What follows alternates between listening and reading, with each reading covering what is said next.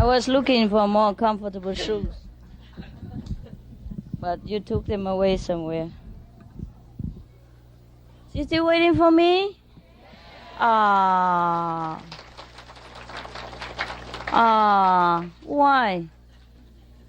I thought you should be eating by now. Huh? Not hungry? Okay. You have translation or not? No? Yes. For the Vietnamese? Uh-huh. So you expect me to speak English? Wow, that's very convenient.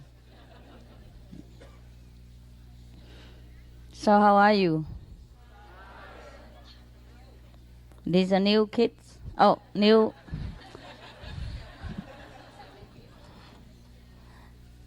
big kids? Yeah, who's new? Yeah, well, you all came. Wow, well, not all, but the one who stay in L.A.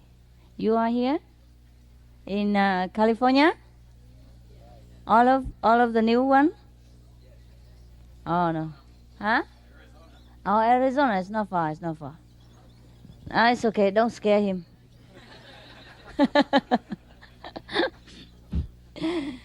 What I mean is the other day when we had initiation, there were people come from different countries too.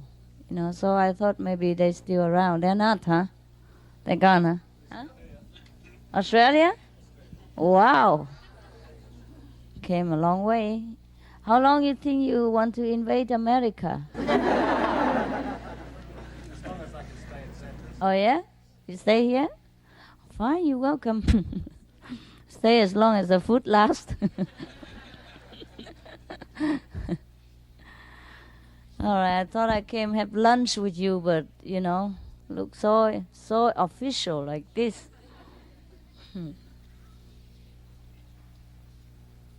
You okay, the new ones? Feel very welcome. Yeah? And did you have a chance to ask the old initiate some question and all that? You satisfied? Yeah? Any other question that you want to ask me? Otherwise you would die? Huh? Only those questions that, you know, life and death. You okay? Uh-huh. All right.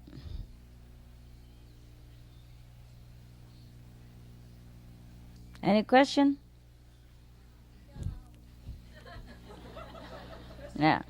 Yes. Kids don't have questions, but the adults always have, especially women. Yes, namaste, Ji. Go ahead. I'm a Muslim. Oh, yes? Be welcome. Me too. Okay. You said that God lives within us. Well, not I say it. All the prophets say that. All right. Your prophet say the same. Muhammad said the same, didn't he? Yes. Mm-hmm. And he even said all religion are from God. Yes. And I do believe in that. Yes. And you also said that when God is in us, we are also God. Yes. Right? Okay. And I also have another strange feeling. Yes. I feel that you are me and I am you. Well, that's wonderful. I'm very honored. So is that all right? That's very all right. Is it all right? Okay. Welcome to the same feeling. Yeah. So, Join the group. They all feel the same way. Don't you feel like that, Pam? okay. Yes. Yeah. It feels to be good, among my own people. Yes. Really, it's ecstatic. Feel like it's your own, right? Yes. Yeah. Yes. First time, but Yes. like forever. First time. That's the and way it should feel.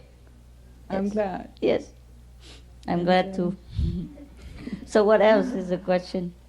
I do have another question, but should I go public? Oh, go all out. Okay. See, what happened to me, like March 18th, my whole life changed. March My- 18. March 18th, Uh-huh. 98. The world was different. Yes.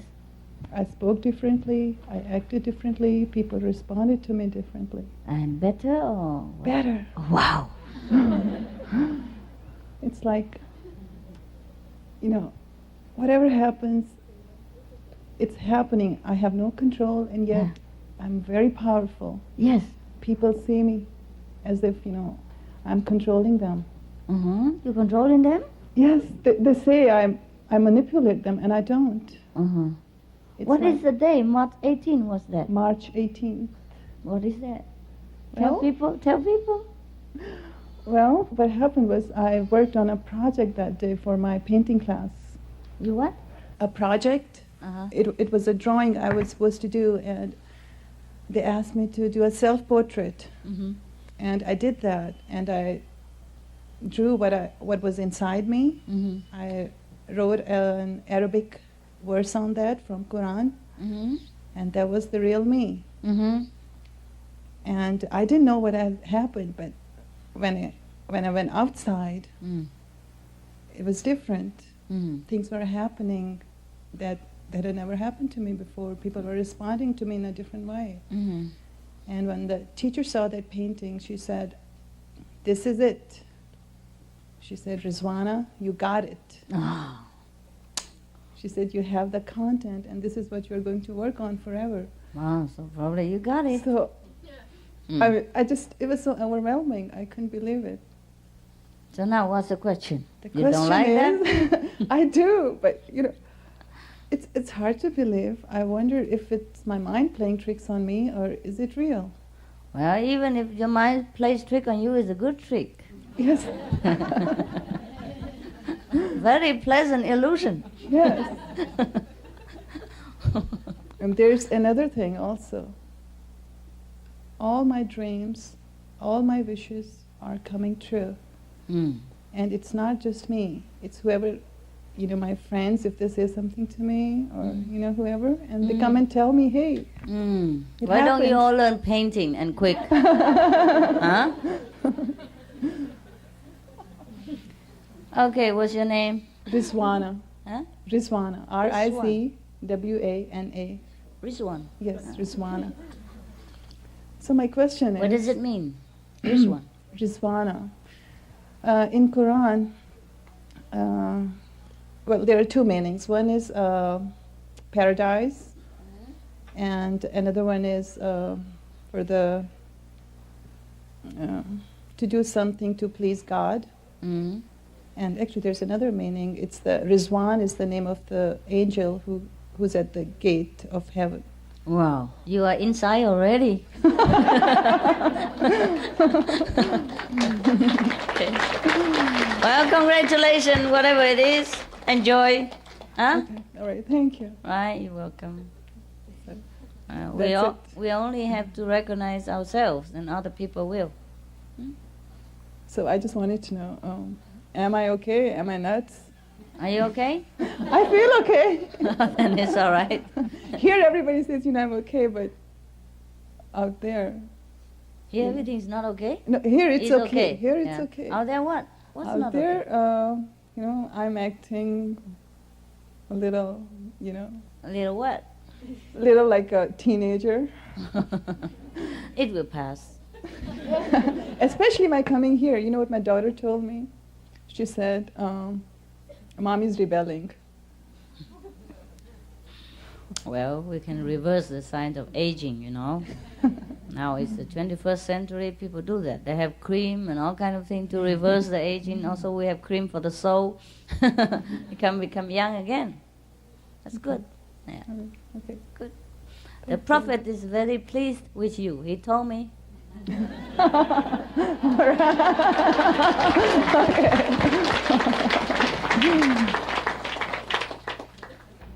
Now, if you're pleased with yourself, he's pleased. Okay? Fine. Thank you. Don't worry about it, just live on. All Okay? right. Everything we experience in life will pass, and then we have another experience. Always better. Always better. So, Huh? should I go ahead, can I tell my family, my friends Tell your that, family what? that I'm a follower of Kuan Yin method? Just tell them that you found some friends who believe in the Quran, yeah, and they not only believe in the Quran, but they live the way of the Quran. Not only they believe in the Prophet Muhammad and his teaching, but they live his teaching. They try to. And in your opinion, in your experience of integrating with them, you feel they're truly sincerely trying to live up to the teaching of the prophets. Yeah? So slowly like that. Okay, I like that. Yeah, Yes. I think that'll make more sense. Uh-huh. Yeah. And in the Quran, the Prophet mentioned also, don't eat meat, huh? Oh, go ahead and Really? look, study more the Quran. Study more the Quran All before you right. talk to your parents or your relatives again. Okay. Really, you will understand different now. Okay. Everything will be clear to you, very, very clear. Okay. Yes. The Prophet also teach non-discrimination between religious believer. Yeah. Yes, he did And that. so all the followers, they make extreme judgment, and that is not according to the Quran teaching at all.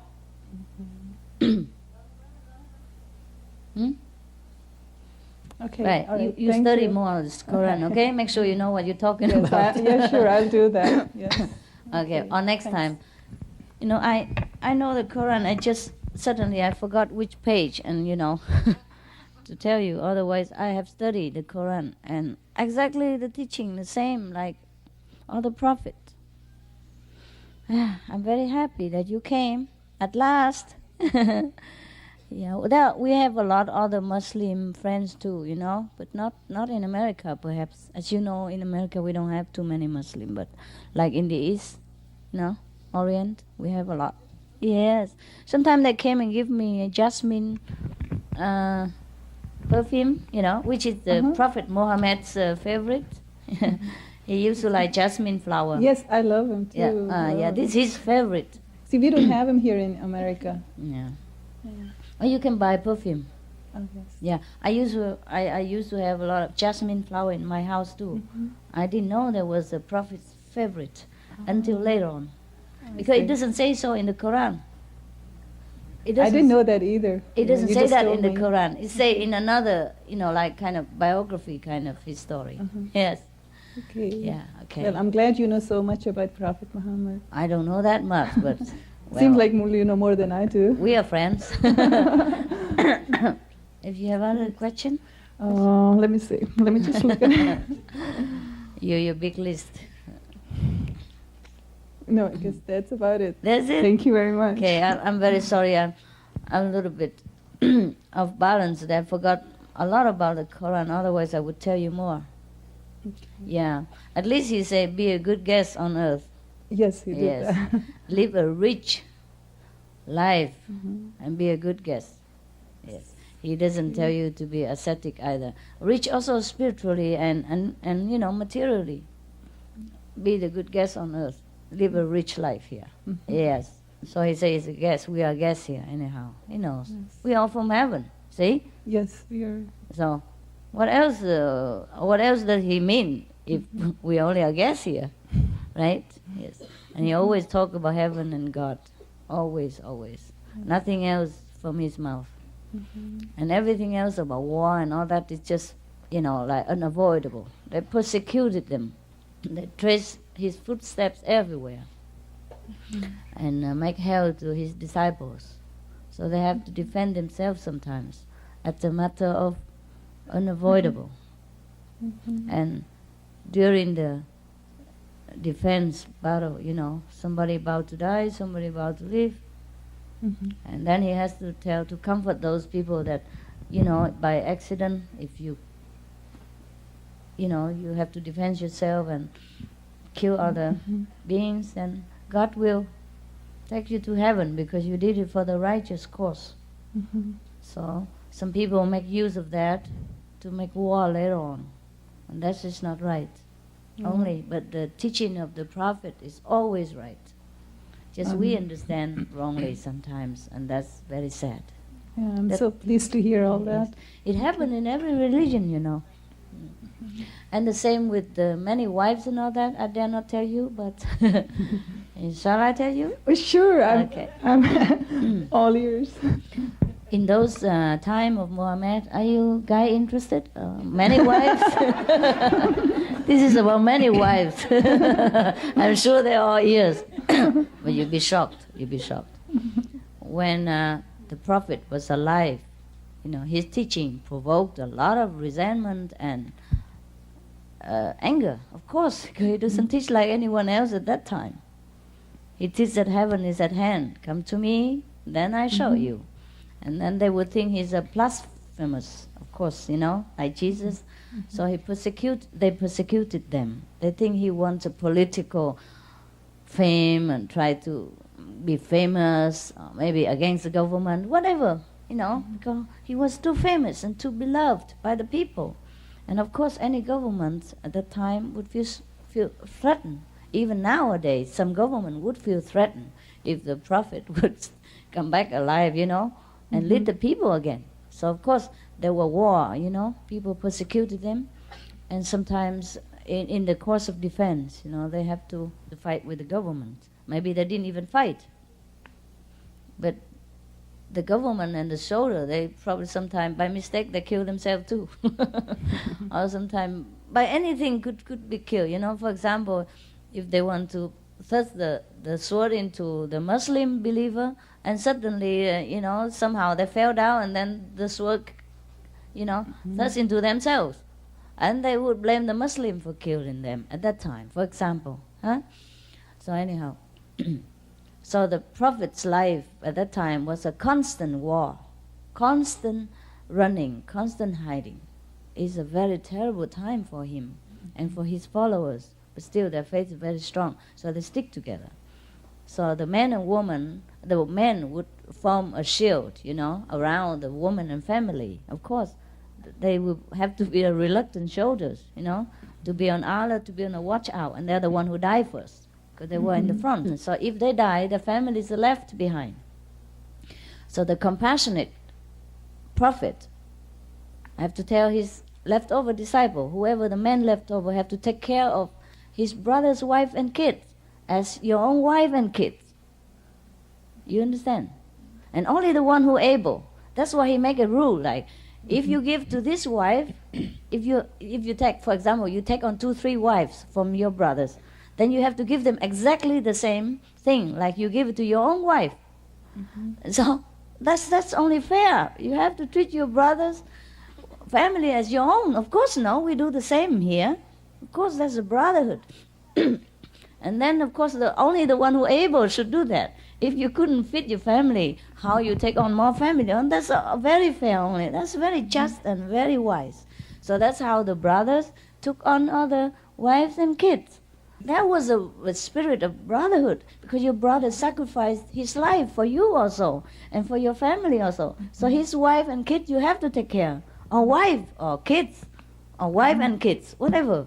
If you can, do it. And share equal your property among, your wife and the other wives. Treat it as your own. That's the Prophet's compassionate instruction and the wise strategy at that time. Yes, it was due to the necessity of that time, at that you can take in more wives than necessary. But they didn't take it in as wives, as to take care. Yes. Like the Sikh guru, I think the last one or the fifth, the last one, he was also offered a young wife later on, and he accepted her, but they now live together. Yeah, he make her become the mother of the Sikh soldiers, so she took care of him. She wait for him to eat with her, but that's it. Yeah. So also a wife, but this is not in a sense like we take it, okay? Yeah, a lot of master, they do things we don't understand. It's not really the way we think. Yes. It looks like, but it's not. Okay. All right, thank you very much, Master. Yeah. Because somebody offered him a daughter, because she saved his life somehow. He saved her life. So the father think, okay, this belonged to you in the first place. Take her, and he didn't want to hurt the family somehow. There's some probably situation arise like that. So she accepted. But he only lived with the one wife. That's it. Yeah. Okay. What else about interest? Oh God, all the women. Ah, Jesus Christ. Yeah, this one was a second. Okay, man, be patient. It's our time. If anyone hungry, please go out and eat, huh? It's not obligatory to sit here. Yeah. I would like to know, please, what happens when somebody commits suicide. Well, then he die. So many times in Western religion, you hear that they go to hell for that, or they're condemned for it by God. What is your view? They're not condemned by anybody. They're just in a lower level of consciousness, and they have to stay there for a while. Does it require then? Well, obviously, I answered my own question. If they haven't reached enlightenment, then they would have to be reborn again and pursue again. Oh, sure, of course. Later. Anyone, even without commit suicide, they have to be reborn again until they're enlightened. Yeah. Thank you. But the commit suicide people in a lower level. Yeah. Very, very low level, suffering, and until they really had enough of it, and they get out, or somebody pray for them, like Kuan Yin practitioner, really love them, think of them, pray for them, then they get out quicker. Yeah. Commit suicide is a bad crime for yourself. Should never do that. Okay. Master, I was told that I cannot mix my mantra meditation, which I used to do before, with Kuan Yin. Uh-huh. It'll be detrimental to my spiritual growth. Sure. So I should not. You're not concentrating on one thing. Concentration, one-pointed devotion is good for everything, anyhow. So since you're here, you might just well devoted yourself here. You come back and forth like that, you're confusing yourself. Wasting your energy. Capiche? Okay. It's not forbidden, but it's not very good. It's like you know that very well. Everything we do, we have to do wholeheartedly, right, in order to get a result. And when you were there, and you should have been devoted there at that time, and since it didn't give you any effect, any result, and now you switch to here, and you should be all-hearted here. Otherwise, you get the same, confusion and no effect again. Waste your time, huh? Okay. It's not forbidden, but it should not be practiced. Thank you. Well, welcome. Good afternoon, Master. My question was, I had a friend that believed in you, and he read about you, and he wanted to be initiated, but he wasn't given the chance to be initiated because he was killed. And before that, right? Yeah. Before initiation, he was killed. Yeah. So. And I was wondering, is there perhaps in his next life where he'll be able to be initiated into the Kuan Yin, or just somehow be saved? If he believed before he died, the Master takes care of him. But he wasn't formally initiated. Never mind. Okay. Never mind. Thank you. Yes.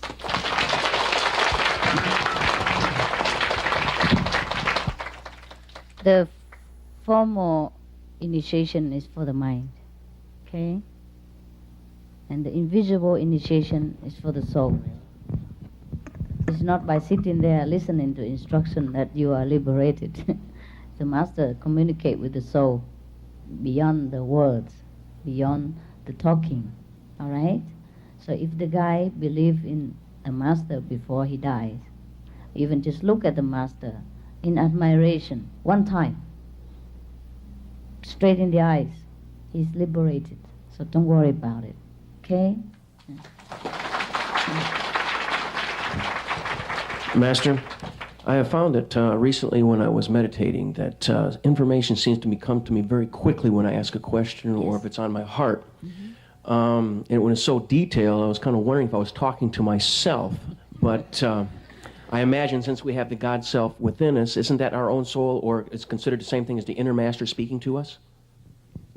If it really helps you, if the information is correct, you find it out, then it is. Why isn't it so easy to recollect this information after meditation? Why what? Sometimes it's so detailed, sometimes the information is not easily recollected, like visions and things like that. Oh, of course. Then that's why before you meditate, you should have a pad next to you. And jot down quickly the main point, okay? 1-2 words to recollect later. Yeah, because during meditation, you are in a different level of consciousness. And when you come back to this physical one, you forgot. Because the mind is limited, you understand? The mind is limited. It's like a computer. It's not equipped for the whole information in the universe. So sometimes it miss out the information, okay? Or it's defected, it's defected, the mind, the computer. Yeah. Thank you, Master. One other simple question, which modern religions teach, as far as the Christ teaching was concerned, sometimes they're misrepresented, I understand, or mistaught. Mm-hmm. Is there such thing as an unforgivable sin? I realize we have to forgive ourselves, but no, there is none. No. You have to realize that every soul select his own path to walk God in different fashion and different timing. All right? We are here, those who more experienced, who walk in advance, are ready, like the angel or the masters of the universe, are ready to assist any soul should he or she wish to make a different choice in any time of his life. Okay? And a higher choice, of course, the better. In that sense, then, what did Christ actually mean when he taught blasphemy against the Holy Spirit was unforgivable? What did he mean by that? Or maybe he didn't mean that at all. What is before that and after that? Like, say, when he says blasphemy against the Holy Spirit, I don't think anybody understands, even myself, really understands it completely, what it would actually take to have an unforgivable sin, if there was such a thing. Okay. Unforgivable is in the sense of the word, but there's nothing eternal. Okay? Maybe suppose if Christ have come and the people who preach falsehood against him, or blacken his name, accuse him for falsely, wrongly, things like that, that's against the Holy Spirit, because he represents the Holy Spirit. So these sins, of course, is unforgivable, but it's not eternal. As soon as the soul turn around and repent, is forgiven. Okay? All right? That's why Jesus do not hate those who condemn him. Also, he knows they have to do their duty. They have to do what they did to complete his mission, so that he be glorified and honored in heaven as well as on earth up to now. If he didn't die like that, he would be into oblivion, He won't be as famous as he is now. Other masters have come and go, but no one is as famous as him. Okay? So those who persecuted him had to do what they had to do, and he knows that. And they are forgiven. The role they had to play. Of course, that's not the highest choice that they made, but somebody has to make a choice like that. Just like in a film, somebody has to be a murderer, somebody has to be a detective, somebody has to be a victim, somebody has to be a hero. So it's a choice we make before we came. Nothing is unforgivable, even though it seems unforgivable. Yeah? Of course, we should never make a choice like that. But in eternity, in the game of the universe, everyone choose different way to walk back home. Yeah, sometimes they like to take a long way. Some people make a shortcut, like we do. Yeah, so God knows everything. God forgives everything. It's just we could not forgive ourselves. So we should never make lowly choice, so that we regret after. But therefore, the master and the brother stand by all the time to assist us in re-choosing and rejoice all the time. We always make a new choice, and depends on your choice, a new event will happen, new direction will open, and then you go into the different dimension. Yeah, that's why every sinner has a chance to become a saint, any of them. No problem. There's always hope. There's always love, plenty of love for everybody. Even the worst criminal. All right? Plenty of love. Yes.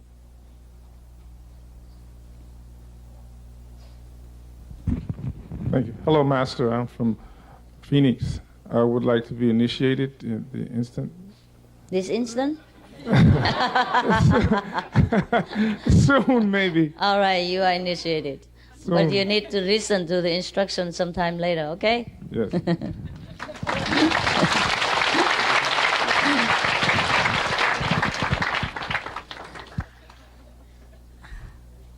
That's a good question. Yeah, we have no time. Yeah. Master, I was wondering, how do you deal with this situation when you are sometimes involved in a place where the offering of meat and things like that is concerned to the monks and you're around? The Tibetan tradition, right? And yeah? Yeah. And do you just let it go, or do you feel a little uncomfortable and think that it's not right? If you feel uncomfortable, you don't have to be there. Huh? Right? You have a choice, just walk away. Don't come. Thank you. You're welcome. Hello, Master. I would like to thank you very much for... Where are you? Okay. All I have to say is just thank you. Thank you very much for your kindness. That's all I need to say. Okay, no problem. You're welcome. Hello, Master.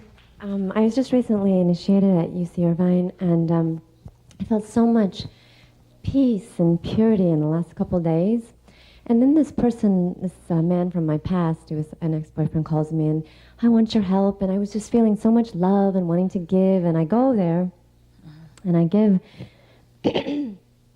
And this thing, how I can't explain it. I don't know what it is that I'm doing or what happens, but I feel so much from people, like energy, and sometimes it's like impure energy.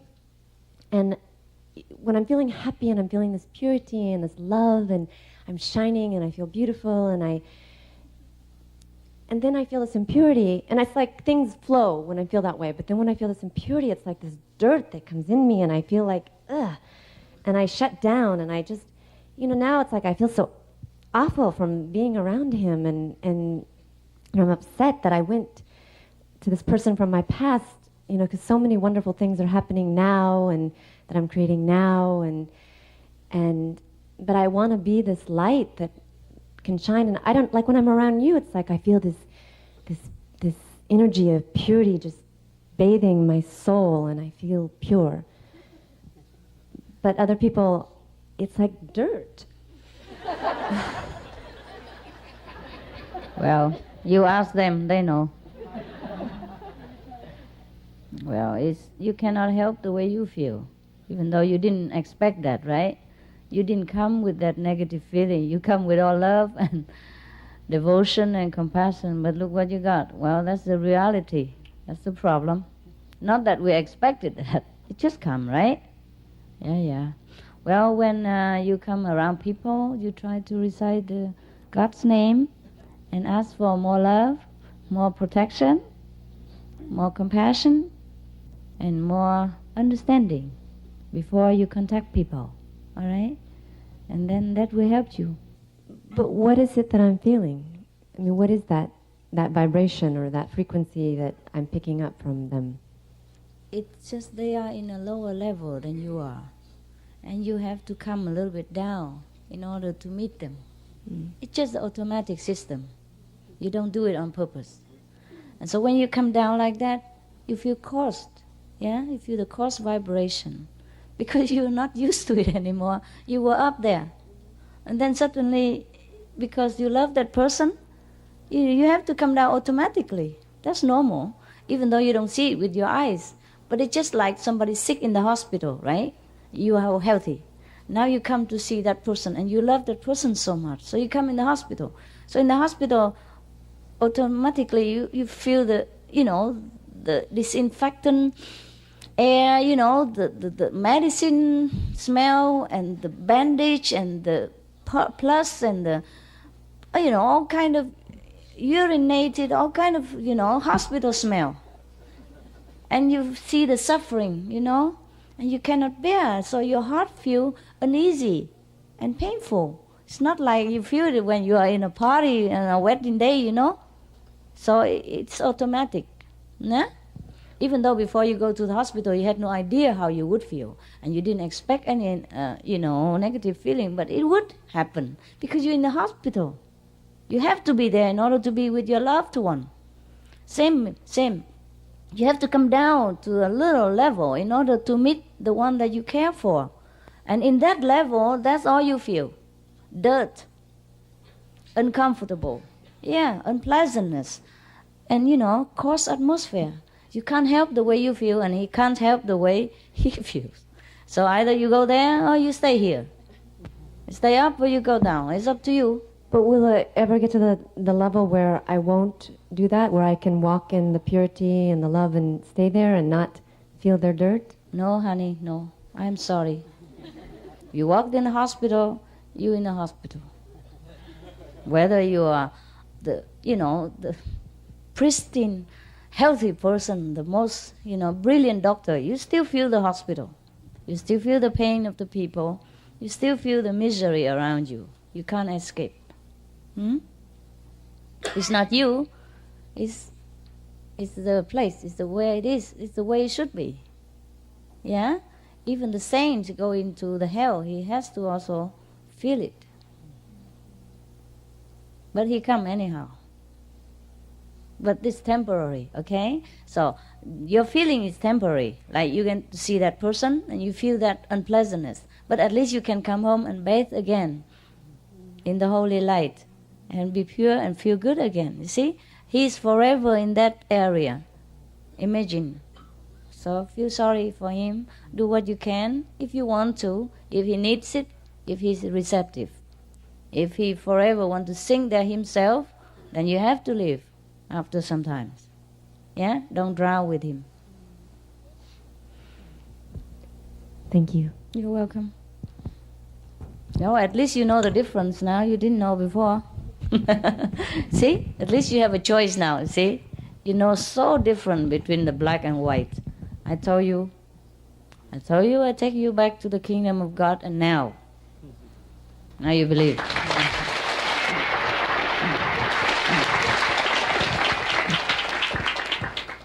Hello, Master. Where are you? Oh, yes. Right here, Master. Hi. Master, I also come from a different religious background, one of Christianity. I presently have a few small children under the age of 5, and we meditate every night together to the extent that they understand what's going on. Yes. But the mother is still of the Christian tradition and is now embarking on a course of indoctrinating them in the Christian religion. Mm-hmm. The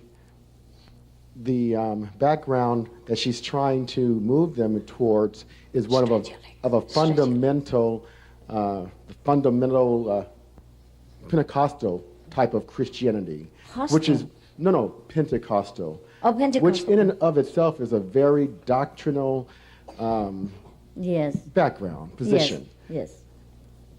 I'm just wondering whether you could speak on how a parent is to share their faith in enlightenment and the truth with their child when they're being taught and indoctrinated in a very legalistic form at their very young age. Yeah. And that is also without causing hostility within the marriage. Yes, I know. Is anyone who have the same experience who can share with him? Because I don't have a wife who is orthodoxical tradition and a kid who are torn between. Well, Master, I think it could also be said with, Islam, because that's a very rigid form of religion. Uh-huh. On my path to enlightenment, I did, for about a period of 1 year, study Islam as well. Uh-huh. So Good for you. But that was only for about 1 year. Yeah, it's okay. Sorry. So it's not just Christianity that wants to indoctrinate their children into a certain background or religion. So this is not just something that you can maybe address for Christianity, but also any religion where the parents are of different viewpoints. You want to talk, brother, about that? Yes, please. These two. Wait, yes. You have two, no? Please. I came from a family where my mother was extremely legalistic. And my father was always very open-minded. He believed that God speaks through all religions. And believe it or not, my experience has been anyway, that children they absorb everything around them without necessarily even verbalizing it or expressing it. Yes. And when I look at the way I grew up, I mean, I adopted my mom's religion in high school, and it was very happy for me as a born-again Christian. But as I got older and went out into the world, I started just naturally following more of the path that my dad took. And I can look back at my life, and I realized that presence of my dad's, his influence, it's always there. And I would have to say that maybe silence, and maybe just say some things once in a while, but to a large degree, kids will choose their own path once they get out of the protection of their parents. Oh, good idea.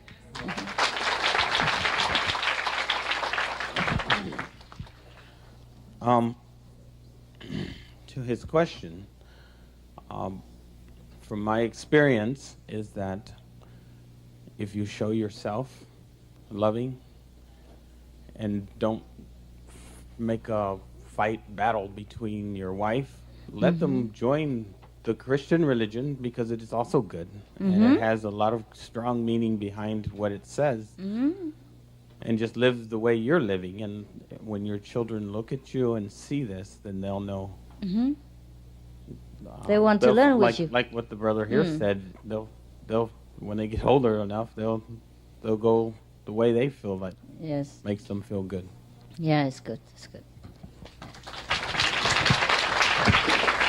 Master, I concur with those two other views. Yes. And I just wanted to acknowledge that Master Power is the strongest.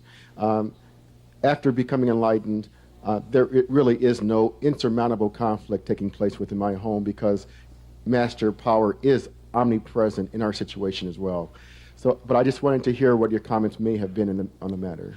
Well, the brother said already everything. Thank you. It's very nice. And you also very, very good. I'm very, very pleased. You see, you can also join them in the Christian class if you want to. Yes. Yeah, and then sometime enlighten them in some of the subject. Yeah, saying, yeah, that's okay. Yeah, everybody can, one at a time. Yes. One more. My mother was also very fundamentalist, and I was always a vegetarian since 8th grade, and she watched me. Now they're becoming vegetarians. Wow. Look at you. Good representative. Yeah, here, the ladies. Okay. You want to talk about that? No. No, wait. You want to talk about that? Yes. Okay, go ahead while we're still there. Yes. Because I also have 4 kids, and I was just initiated 2 days ago. And I haven't really told them what I'm doing, but I know, because this, Kuan Yin, it's not something so, drastically different. Yes, no. I know, it's the same. Yes. The beautiful thing about it is like Quran is this big. And I know, I haven't read it all. Yes. So I don't expect them to read it. Yes. But the little handbook that you gave me, I read it the same night. And I knew, it's so simple. The teachings are right there. It's like in black and white. And I've been following all those things, my whole life. So I'm not changing my religion. No, nothing at all. Nothing changed. Yes. I'm just enforcing it. Yes. And what I'm adding to it is vegetarian diet and 2.5 hours of meditation. And I have been doing that all my life. Yeah, too. you're praying. Yes. That's a meditation. If you talk about this subject, then continue. If the question, about this subject? No. Question now? Okay. Master, please forgive me about this because I'm very ignorant about this. Can you please give me a good example of what is intuition and what is feeling? Oh. Well, I guess they're almost the same. Now, intuition is more correct. It's more accurate. It's more obvious. You know, like you know the thing is right, and that's intuition. Without explanation, you couldn't even explain why you know it's right, and that's intuition. Yeah, a feeling is a little wider range. You have a feeling for somebody, you're feeling hurt, but it's not necessarily accurate.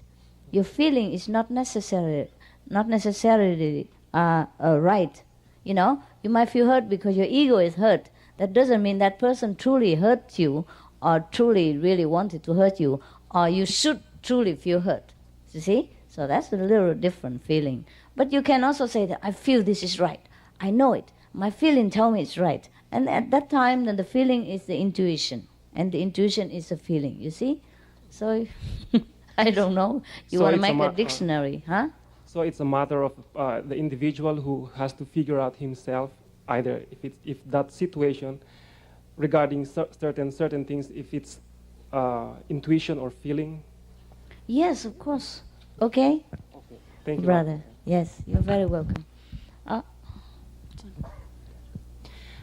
would like to share something with you and hopefully get comments and feedback from you. Yes? I have a real soft spot for animals in particular and homeless people. Animals? And, animals and homeless people in particular. Homeless and people? A real soft spot for animals and homeless people. And well then, if there's anything that I can ever do for them, even if it's just a little bit, do what you feel I like. try. But I feel like when I do something very small for someone who's very down and out, I get so much more from them in return. Then do it. But you have to do what you're individually inclined to do, okay? And you do what your heart feels right, all right? You love somebody, that's great. Love conquers everything, okay? But the homeless people doesn't mean they're not pure. Who say they're not? They're very pure.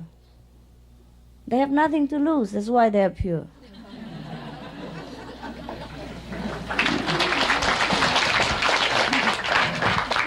Yes, they're more simple, you know.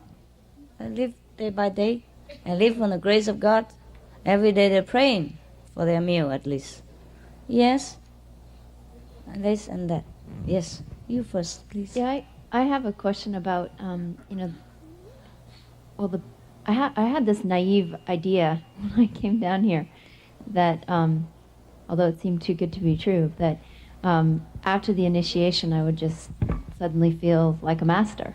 Yeah, why not? Congratulations. And I felt that we have a new master here. I can just step down anytime you're ready. Well, I'm just wondering, I felt a little bit the next day, but then my mind sort of got control again. And and I'm just wondering, what does the instant enlightenment mean? Does that mean that we are enlightened, but we just have to clear the blocks? Or, what just happened? What were we initiated into? Anybody can explain that? Since you're in the same boat, you also feel like new masters? Huh? Anybody want to explain that? Here. There's a master here. I want to explain to you. Give a microphone quickly. Why not? We have fun, huh? The more master, the better. I'll be free. Take turn. I can't be absolutely sure, but the way I feel about it is we were just initiated into the kingdom of God, and because we're in this world, we have to learn here until we get back home. That's all I can think of. Bingo. I'll submit my humble feeling on the matter. There's a difference between mind and the spiritual plane, if you will. What takes place during meditation at times when you're in samadhi, you may not remember what took place. You may not really know what is taking place, but something is taking place. And as you develop, that thing will, in time, it won't happen overnight, it will reveal itself into your present consciousness. Mm-hmm. But just believe and have faith that this thing is taking place in the spiritual realm, because it is. and continue with your practice. Be diligent in your practice. And the 5 precepts. Wow. Master number 1, master number 2, and master number 3. We lady, we humble. We're number 3. What else? What other idea? Yes? No? No idea? Totally new question. Oh, wait. Continue? She has not finished. Huh? You hold the microphone until your turn. Yes? Well, just one other quick question regarding harming any sentient beings. How do you feel about, 1, the wearing of leather, and number 2, I don't know if this is true or not, but somebody told me that when silk is collected, the worm is killed. So how do you feel about wearing silk and wearing leather? I don't feel anything. I don't wear them. So are you saying that in keeping in accordance with not harming sentient beings, we shouldn't wear silk and we shouldn't wear leather?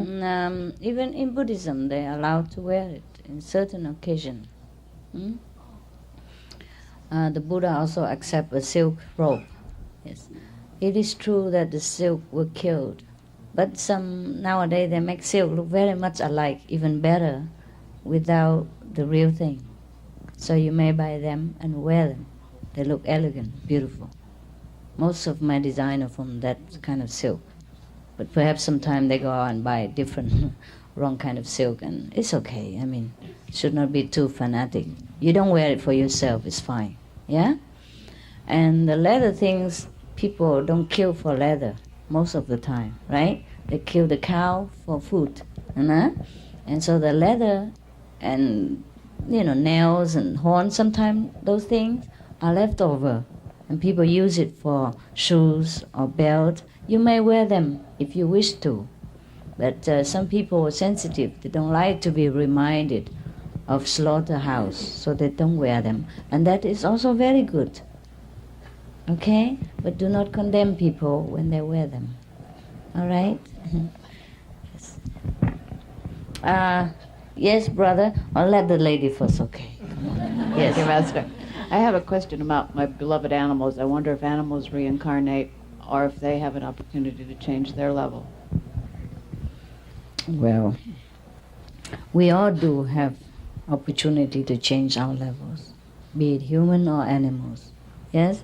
They do reincarnate too. How do they change their level? Can we help them?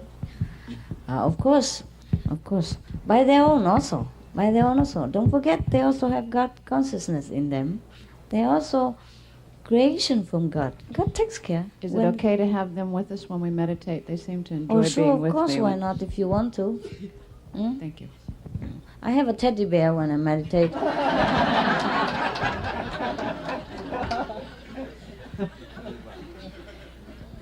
Small one like this. It's very cute. Warm. And I bet real animal is more warm, huh? Well, it depends on if your animal don't disturb you, you see. Then it's good. That's a funny story. I probably told it already, but it was in Chinese. It's like this. There was a master. Before he meditated, he always, chase his cat out, of the house and close it. So after he died, the successor or whatever left over, self-proclaimed successor, always chase that cat before he meditate. Yeah. So it is very funny because the cat belonged to the previous master, and of course they're attached to each other. The cat liked very much to always be around the master, and when he meditates, he want to snore around him, so he don't want to be disturbed.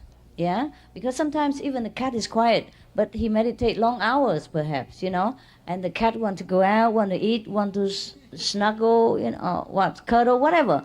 So the master want to make sure the cat is out, so he can sit as long as he wants. So he chase him out. That's it. Just chase, but not beat him. But the next one always chase that poor cat, even though the cat don't even have anything to do with him. He don't even like him because it's not his master. Yeah, he don't even stick to him. But he always chase after the poor cat, don't even understand anything. Run. Yes. So it depends, you see? Depends on the animal. Yes. Yes, brother? There's a lot of questions I want to ask you, but there's no time. You know, I mean, I wish I could spend every day of my life with you, you know? All right. But, okay, brother. Then why don't we take care of the most important to you first? I allow you 3 first, okay? 3? 3. Okay. It went stretch a little bit, but let's see. No. I have so many, whether it's auditory hallucinations or visions or lower astral world, whatever it is, it happens all the time. But is it the lower astral? Is it auditory hallucinations, or is it truth? Sometimes it's got to be lower, but sometimes it's all loving and bliss. Fine, then enjoy when it's loving and bliss. And then, okay, but Ignore now... the other one. Then another thing is, I sincerely wish that somebody, and hopefully you, would humble me, because I go through mood swings. Sometimes I get really angry at God for all the suffering, but that's got to be ego, right? No, it's not. It don't have to be ego all the time, brother. You know, sometimes we do feel like we are the master, and that's righteously so. It's just that you're not able to keep that consciousness all the time. That's why you have to practice more until you're sure about what you are. I teach you to be a master. That's correct, the way you feel. And in some blissful moment, with abundant grace of God, you do feel you are a master. And that's correct, and that is very correct. It's just you have to practice more in order to keep that feeling all the time. That's all, okay? Nothing wrong with that, all right? If you feel angry at God, well, go ahead, tell Him.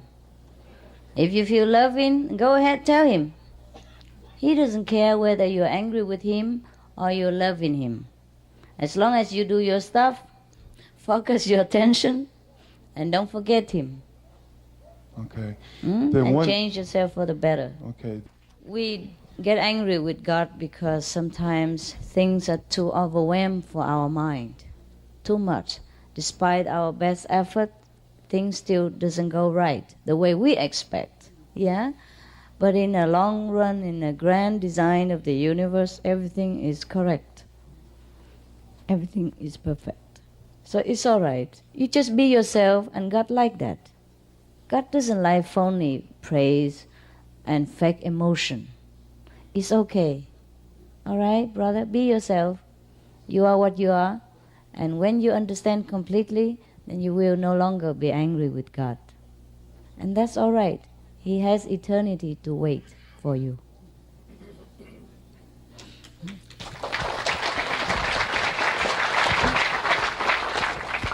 Master, what causes poverty?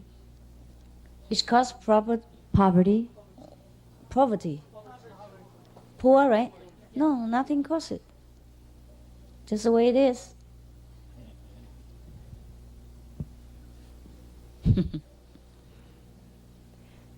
Well, I wish I could tell you that because the man is stupid, lazy, don't have opportunity, but it's not the case. Some people are very intelligent, very diligent, still cannot make it, right? So it must be the way they have chosen to do that. Their karma, you can blame it for an easy way out.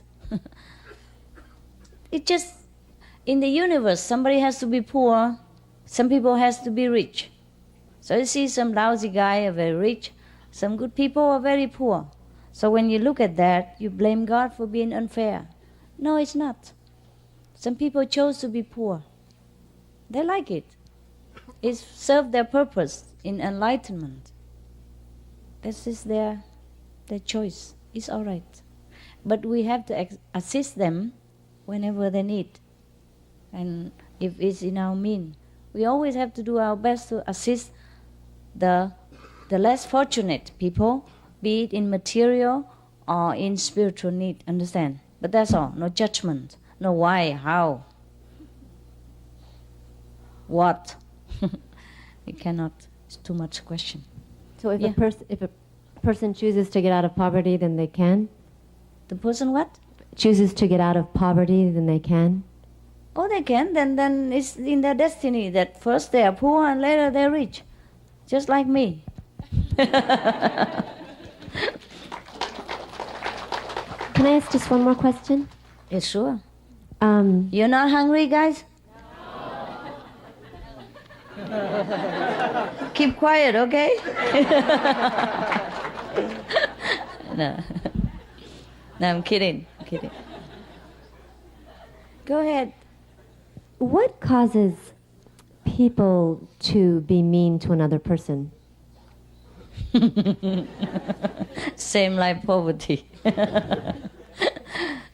We can explain a lot, write a book about it, but actually there's nothing really makes sense. Nothing is really true about what we say about anything in this world. Everything just appears so.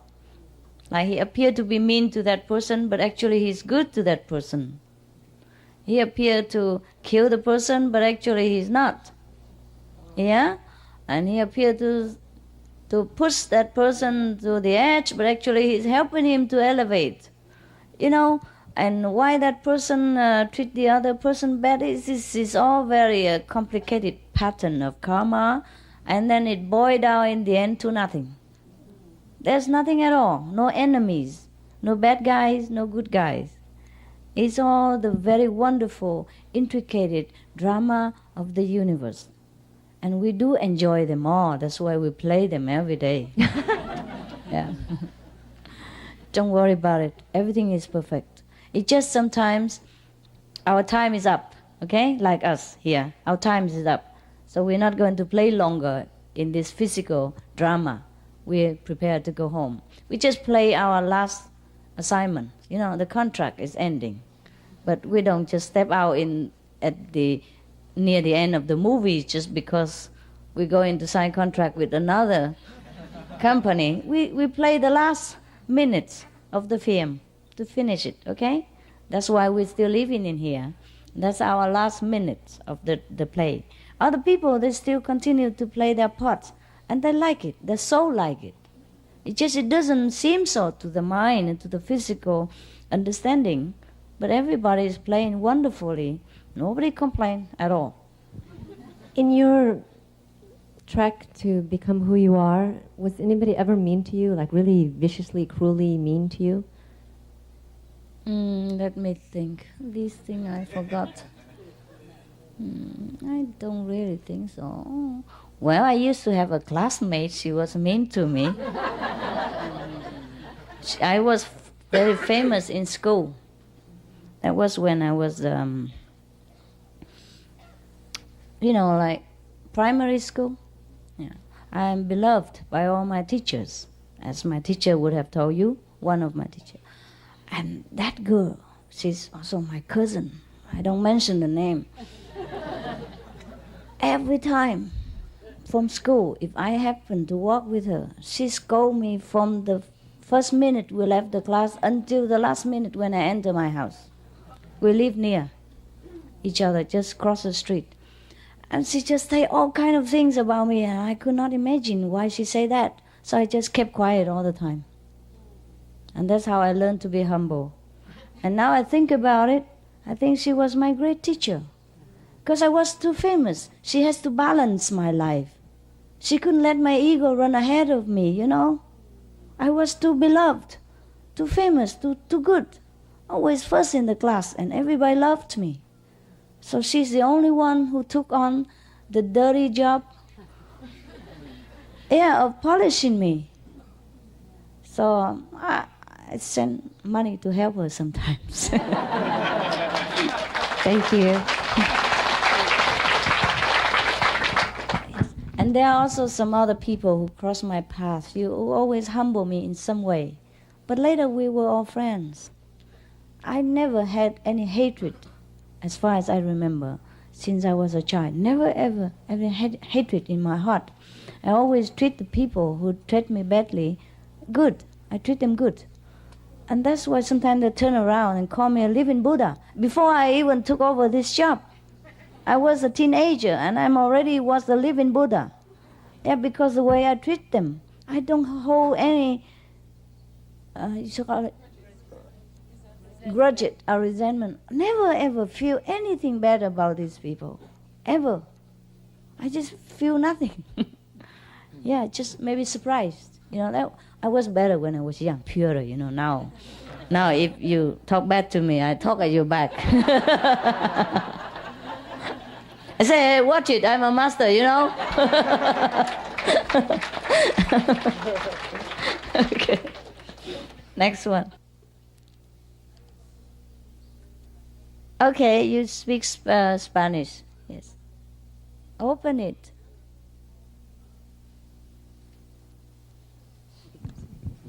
Master, she wants to ask you. She always, sometimes when she's meditating, in the sound she sees terrible animals. She wants to listen from you. What does she need to do?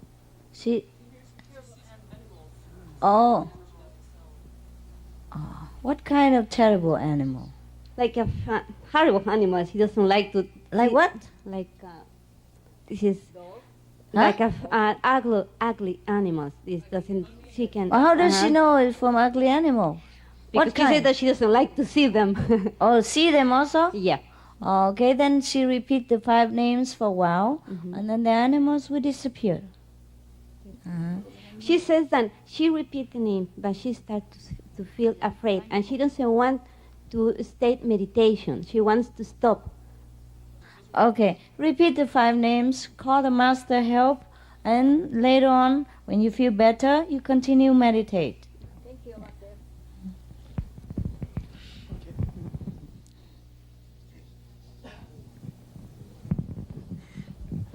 Okay, I don't really have much questions, but I want to thank you for everything and for the initiation and for talking. And I was really impressed by your speech at UCI. I first started meditating before this, and my father had tried to commit suicide. And it was a very revealing and human experience for me, because I was able to see his human side. That's how I see it, as we all have, fragile side. Yes. And it developed a lot more compassion in me. And so when I meditated, I felt a lot of feeling, a very good feeling, because I developed a lot more compassion. And when you were talking about that we're all children of God, and that I believe that also that part of your message is, and I may not have it exactly, but that we have a right to be happy inside of ourselves, and and that brings us closer to God, or closer to whatever we might want to call it, because everybody has many different names. And the other thing is, also lately I've gotten a better relationship with my wife, and we have different personalities. I was a much more passive type of person, and I've given her some space, and the relationship's gotten a lot better, and become more tolerant. And I've noticed that about this meditation has helped me just feel more centered and see the beautiful parts of people, even when they might even say something disturbing or something. I try to solve the problem, and it's been very helpful. And just wanted to say thank you. Oh, thanks God. That's good to hear. Very, very good to hear. Thưa Master, con có một điều xin hỏi sư phụ để học hỏi thêm.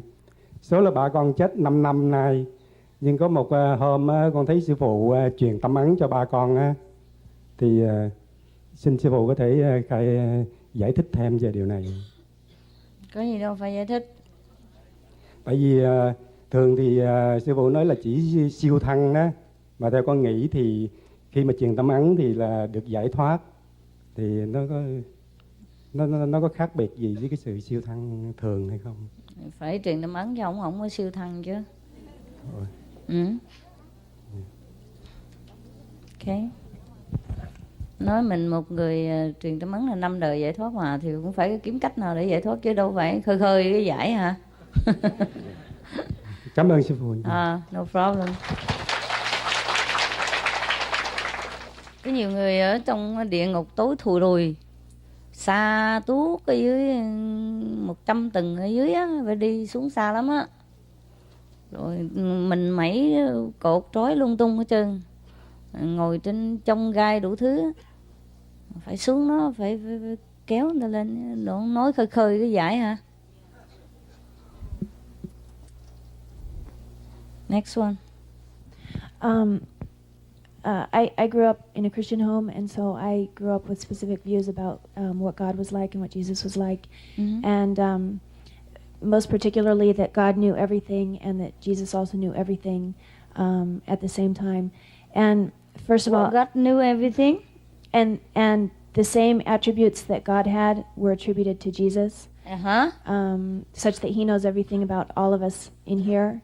And my question is kind of twofold. First of all, what can you tell me about who you know as God? And the second part is, I recognize in you some of the limitations of humanity, such as not knowing every language that there is, or not knowing people's names, and yet I grew up thinking somehow that that's what Jesus was able to do, just somehow intuitively he knew it all. Can you please explain the relationship between Master and God, and also give an explanation of what God is like? The difference between Jesus and God is that He's crucified and He feels the pain. God not.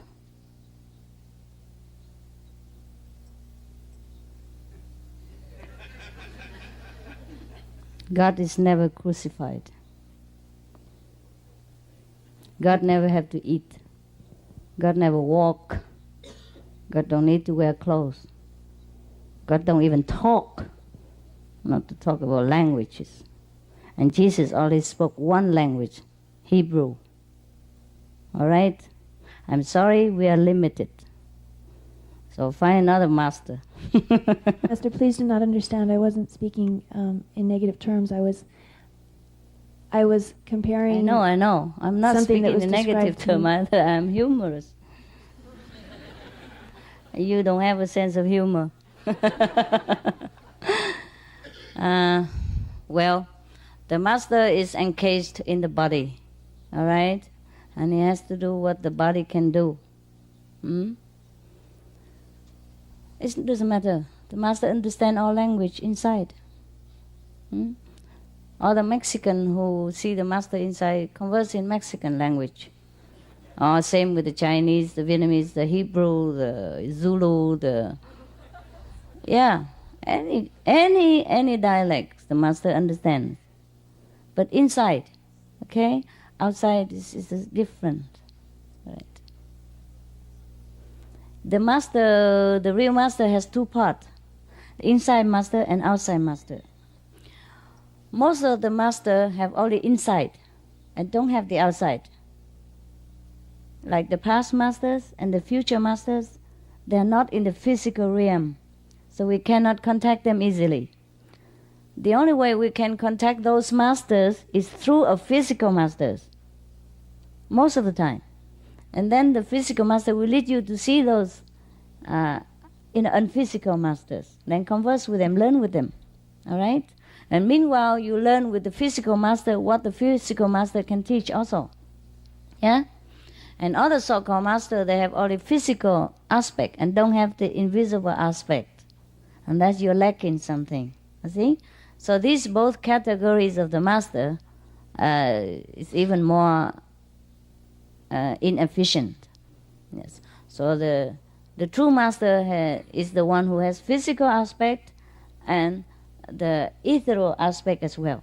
So you can contact him in the physical body, talk in the physical language, and while you ascend inside, you can see him or her in the spiritual aspect as well, and he or her take you further. Yeah? So that's more convenient. One thing that has been amazing to me is after meeting you and hearing some of the things that you've said, I'm shocked at what a difference it makes to actually meet somebody in person, a living master, rather than just learning about, some being that you can't really make a connection with. I know, it's more fun. It's more fun.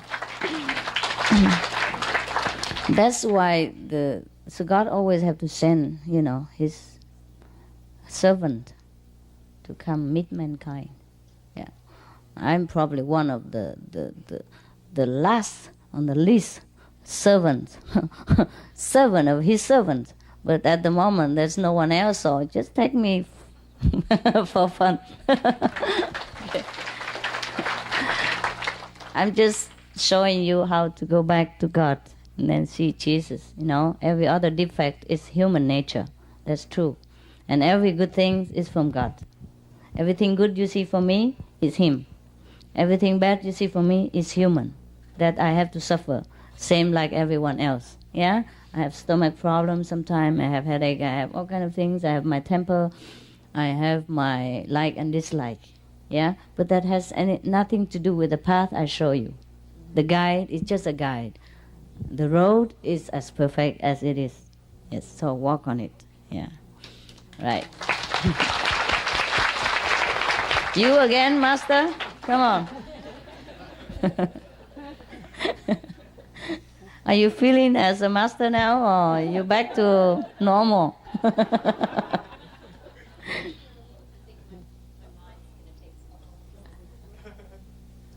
Yeah. I had a question that related to something the gentleman back there brought up, which deals with the nature of psychological illnesses. And I've thought a lot about it. My grandmother was institutionalized and heard voices and spent years banging her head against the wall and was finally given a frontal lobotomy. And so I've spent a lot of time trying to understand what happened to her. And she's dead now, so I'm not interested for her, but just, your booklet says we shouldn't help people. I was told that she lived on a Revolutionary War battlefield. Somebody said that maybe she was, haunted by the ghosts. Other people tell me that sometimes you can have covers to your chakras that get blown off and lower vibrational frequencies come in. But I guess one question is there anything we can do to help these people, or do we just leave them to their own karma? And the second question is, can you elaborate a little bit on what goes on? Because sometimes you find people who, they have psychological problems and they try and they try and they try to get past these, but you can't stand being around them, but you have, when you're away from them, I have a lot of compassion for them. And how would you suggest that, when we run into people like that, like this gentleman seems to run into them all the time, how do we handle a situation like that and, not help them? How can we help them? Just by being who we are and leave them to their own karma? Did I say we shouldn't help people? Well, it's sort of, the way I read it, you read it wrong. Well, what am I doing here if we should not help people? I guess the way I read it is that you shouldn't go out and try to heal people. Oh, spiritual healing is different. Helping people suffering is different. I'm talking about spiritual healing, using your magical power to tamper with people's, consciousness. It's different. Well, can you address a little bit about what one can do to help someone who's deeply psychologically troubled? They will help themselves in time. You help the best you can, the best you know how. Yeah? We always have to help people if they need you.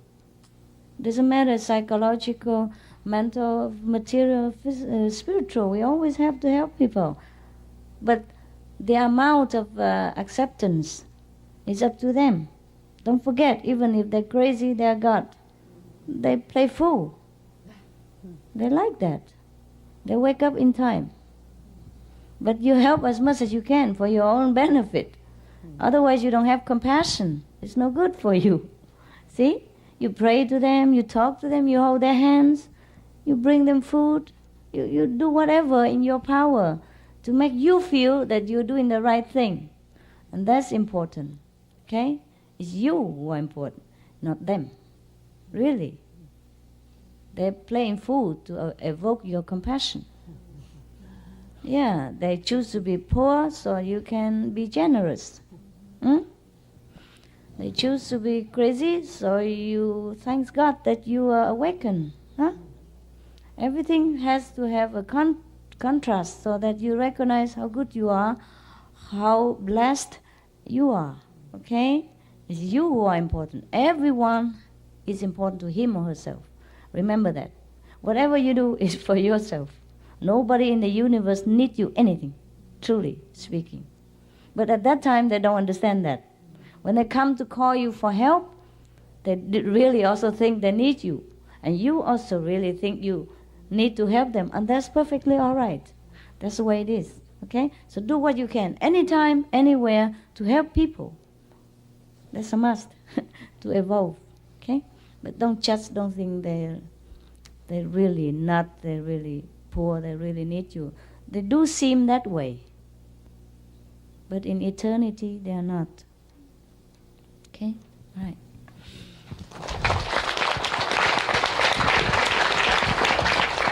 That's why an enlightened person help, but not helping. Yeah? Understand the people, sympathize people, but don't sink into their sorrow. Very balanced. Yeah. Because if we drown together with the person who is drowning, we can't help them either. See what I mean? Yes. You have to be very cool. Very cool, very clear. Yeah? Yes, ma'am? I don't know if this is a crazy question, but how long did you practice the Kuan Yin method before you attained the levels that you've reached? How long? Oh, 5 seconds. Was it? 5 seconds. She's already master.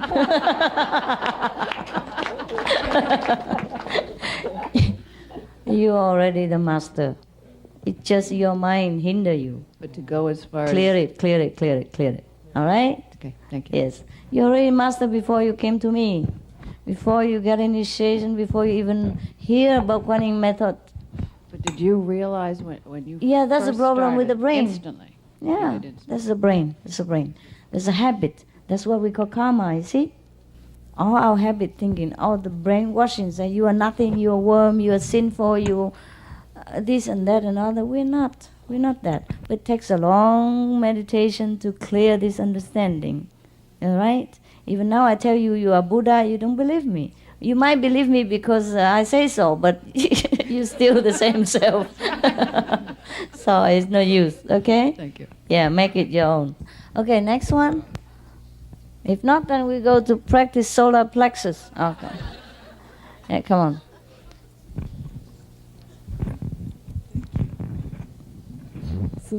Yeah. 我有时候我打坐的时候，打光光的时候，如果我把注意力集中在这个智慧眼的时候，我就好像听声音听不见一样的，就听的都是糊的。如果我一直观音还是观光？观光的时候，观音的时候。啊好。观音不要念武器。不是，我就是把注意力集中在。啊，不用。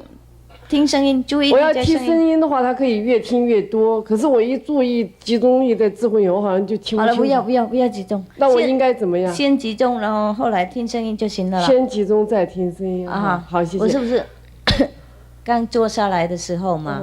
先集中在这边练武区正时嘛，然后后来就观音，然后就听那声音就好了，集中在那个声音就 OK 了。就集中声音就可以了。哎，不过不要跟着他跑。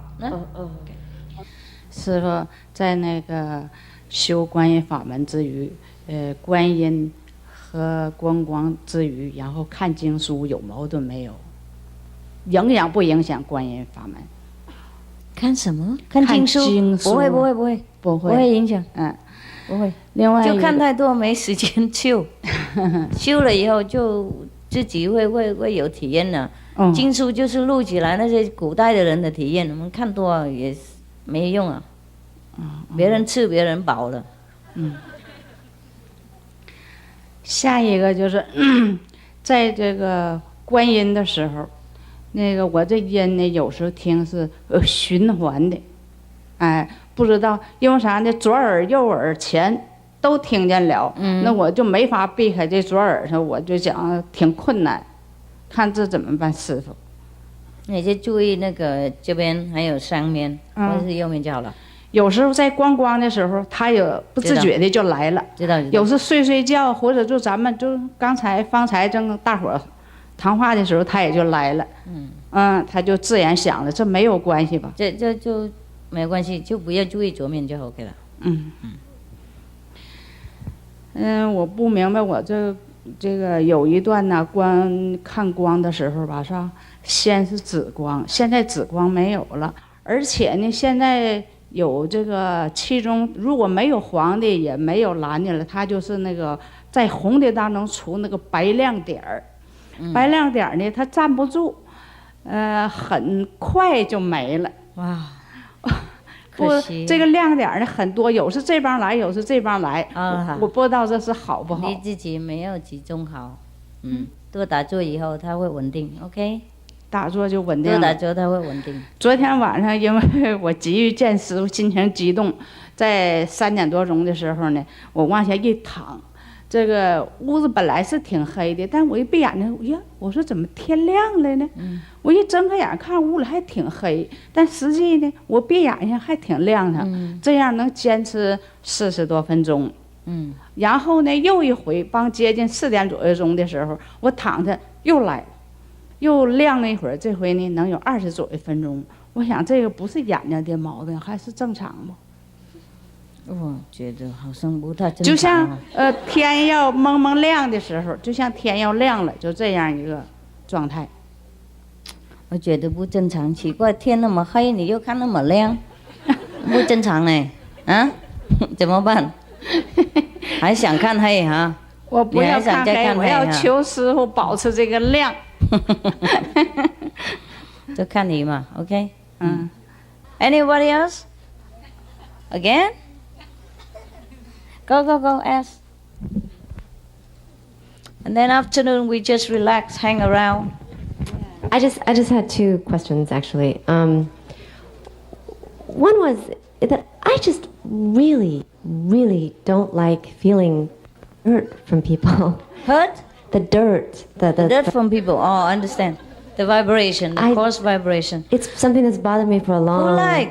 Who likes? Nobody likes. You like, Sophie? They all know they don't like. They like to avoid, but they cannot. It's all dirt in this world. You feel it? I live in it, honey. I live in it. I swim in it every day. I got used to it by now. So, but by chanting the 5 names, will that help me to raise my vibration so that it doesn't affect me so much? Yes, that's why I told everyone to recite God's name all the time to protect yourself. Yeah? And when you come home, cleanse it immediately by meditation. Okay. And then before you go face the world, equip yourself with the powerhouse, meditation. So that's why morning and evening you have to do it.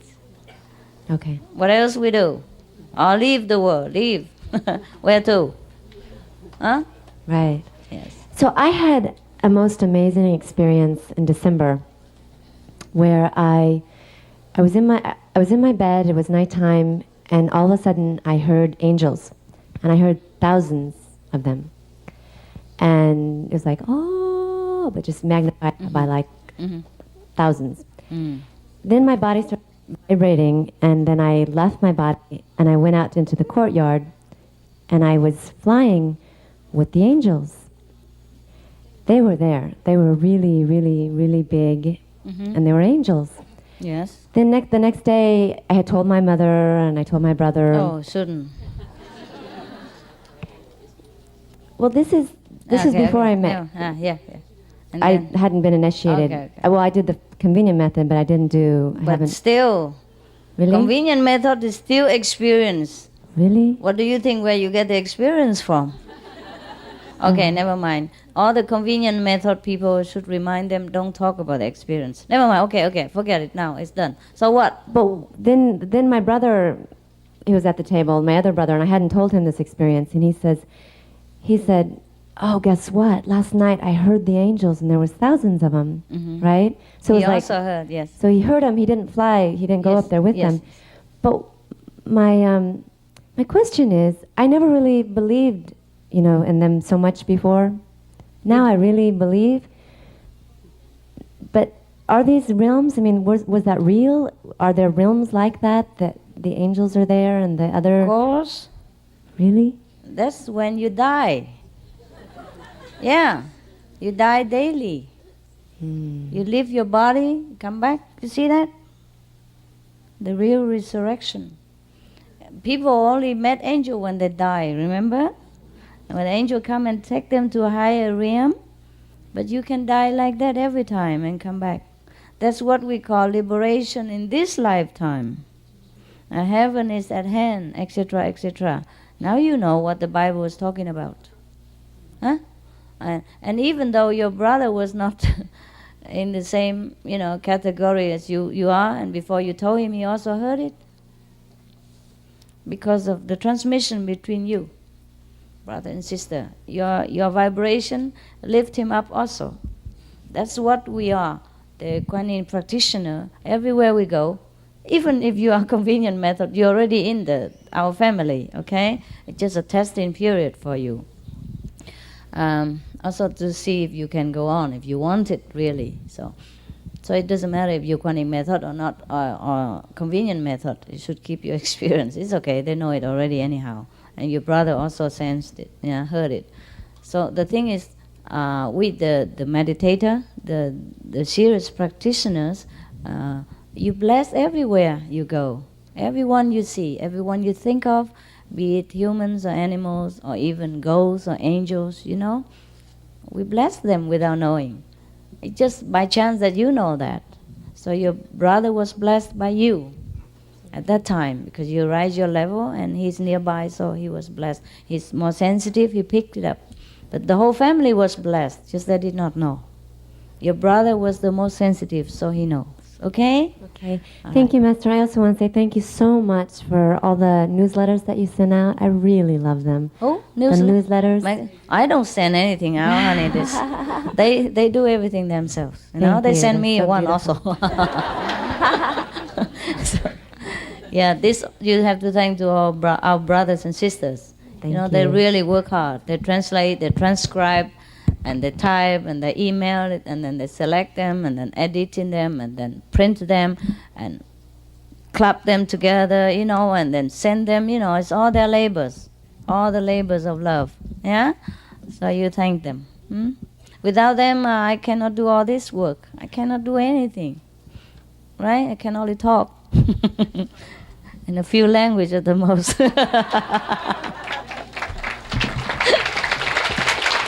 Well, 5 levels, 5 levels, 5 language. Okay. See you out there, dining table.